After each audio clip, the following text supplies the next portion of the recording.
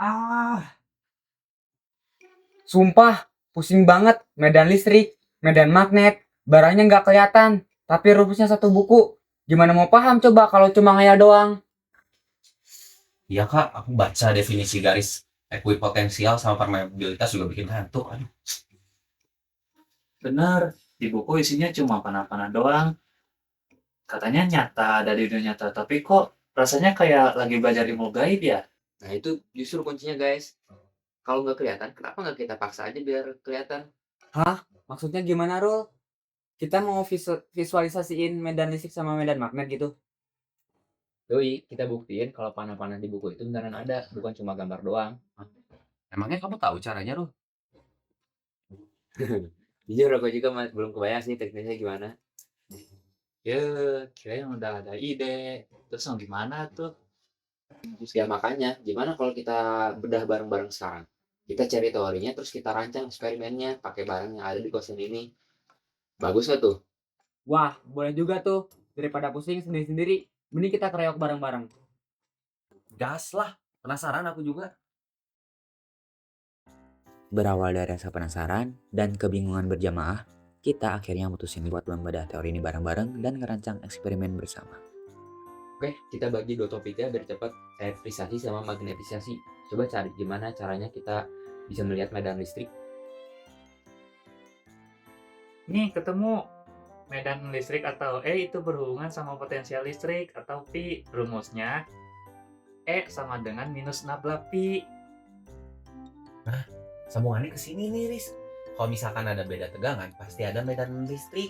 Di sini juga kan tertulis kalau misalkan kita bisa ngegambar garis ekuipotensial. Itu tuh garis untuk ngehubungin titik-titik yang tegangannya sama. Oh, berarti kalau kita bisa cari titik-titik tegangan itu di sebuah media konduktor, kita bisa gambar garisnya dong. Dan medan listriknya pasti tegak lurus sama garis itu. Cerdas. Berarti fix ya. Tim elektrisasi sama Ari sama Ari aja. Kalian cari cara petain tegangan itu, terus pakai air garam biar buat mediannya. Oke, sekarang bagian magnetisasi. Aku nemu konsep solenoida. Katanya kalau kawat dililit dialiri arus, dia jadi magnet. Benar. Rumus dasarnya itu B sama dengan mu 0 dikali N dikali I. B itu kalau isinya udara. Coba cek apa yang terjadi kalau dimasukin besi. Wih, ini dia. Kalau dikasih inti ferromagnetik kayak besi, rumusnya berubah jadi B sama dengan mu R dikali B0. Nah, mu R itu permeabilitas relatif. Katanya besi bisa nguatin medan magnet berkali-kali lipat. Nah itu. Jadi kita buktikan. Nah tapi kita harus punya alat ukur juga. Pakai HP aja, Rul. Ada aplikasi Firebox, bisa jadi magnetometer. Nah, sip, berarti deal ya.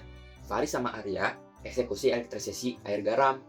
Aku sama Aska bakal eksperimen magnetisasi pakai paku besi. Elektroda yang negatif di kiri. Nah, tegangan sumbernya berapa? Aman-aman, tegangan sumber 9 volt. Kalau kita udah aku kunci di top negatif, sekarang aku cari titik volt 3 ya. Hop, ketemu nih, koordinatnya di X1Y2. Oke, berarti masih 3 volt ya. Nah, coba digeser ke atas sedikit, Riz. Masih 3 volt nggak? Sebentar. Ya, di sini juga 3 volt. Wah, beneran ngebentuk garis melengkung ya kalau ditarik garis. Wah, berarti keren ya. Karena ini polanya semakin kelihatan jelas. Kalau misalkan semakin dekat ke kutub positif, angkanya akan semakin gede. Ini tuh berarti sesuai banget sama teorinya kalau misalkan medan listrik itu punya yang namanya gradien potensial. Nah, sekarang kita bakal eksperimen untuk mengukur penguatan medan magnet oleh inti besi. Nah, aku udah atur power supply-nya biar arusnya itu nggak lebih dari 1 ampere. Karena kalau lebih dari itu nanti si tembaganya itu bisa panas banget. Nah, ini kamu alat-alat lainnya udah siap belum? Udah aku siapin nih. Paku sebagai intuisi sama HP untuk alat ukur. Nah, coba kamu ukur sekarang. Bakal dapat berapa? Oke, aku ukur ya. Wah, dia ada nilainya tuh. Setara 50 sampai 56 mikrotesla. Nah, itu tuh nilai medan magnet yang ada di bumi kita. Sekitar 56,3 mikrotesla ya. Sekarang coba kamu ukur ketika power supply-nya kamu nyalain. Oke, aku colokin ya. Wah, grafiknya naik tuh jadi 106 mikrotesla. Nah, itu tuh nilainya ketika intinya itu udara. Sekarang coba kamu masukin inti besi, yaitu paku. Coba kamu masukin. Oke, aku masukin ya. Wah, pakunya tertarik tuh. Nah, terus nilainya kok jadi tinggi banget ya?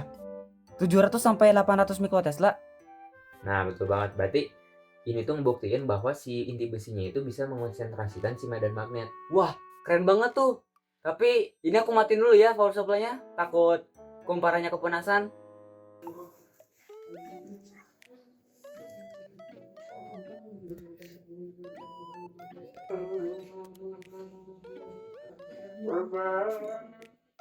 Gimana? Udah nggak bingung kan? Kalau ternyata divisualisasiin kayak gini tuh ilmunya masuk banget ya ternyata. Jelas. Tadi pas aku gambar garisnya benar-benar tegak lurus sama arah arusnya. Sesuai banget sama teori yang kita baca tadi. Yang magnet juga ngeri. Cuma modal paku doang, medannya naik drastis. Nih, aku coba hitung probabilitasnya ya. Tuh, 848 dibagi 109, hasilnya 7,77. Berarti paku ini menguatkan medan 7,7 kali lipat. Pantesan di buku dibilang bahan ferromagnetik itu spesial. Tuh kan apa aku bilang. Awalnya kita nggak tahu caranya, tapi pas dibedah bareng-bareng, ternyata kita bisa buktiin pakai alat sederhana. Ya juga ya. Makasih idenya ya Ruh. Kalau nggak dipaksa buat praktek kayaknya aku bakalan masih ngantuk baca buku doang. Ternyata elektrisasi dan magnetisasi itu tidak serumit yang kita kira. Dengan rasa sedikit penasaran dan kerjasama, hal yang tak kasat mata pun bisa kita pahami. Saya Arya Haikal. Saya Syahrul Ramdhani Mahfuz. Saya Faris Anwar Mubarok. Saya Muhammad Eskal Farizi. Sekian dari kelompok kami. Terima Terima kasih.